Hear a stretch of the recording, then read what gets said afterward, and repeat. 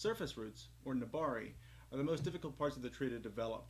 That's why when we collect trees and when we find material for bonsai, the first thing we look at is the surface roots. It takes the longest to develop. It helps determine the front of the tree, helps show the stability of the tree, and once you have this developed, developing the top of the tree and the branches comes secondary, and it's a much easier process. But this takes a very long time to develop. That's why when you're looking for a tree, it's very important to find a tree with very good surface roots.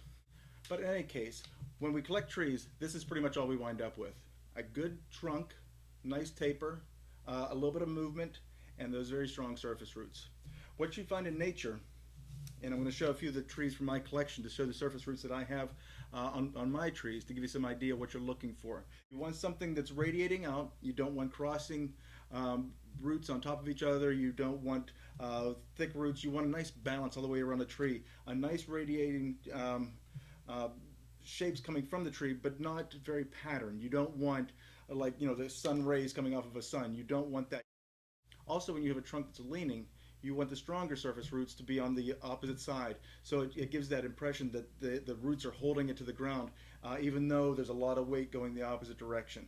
So pay attention to the surface roots, very important. Also, for developing surface roots, if your tree doesn't have it when it's in a bonsai pot, don't hesitate to take it back and put it into a nursery pot, or even plant it in the ground for that matter, to develop surface roots. They're not going to develop very fast in a bonsai pot because you don't have very thick roots inside the bonsai pot. Remember, you've got the feeder or the hairy feeder roots inside a bonsai pot.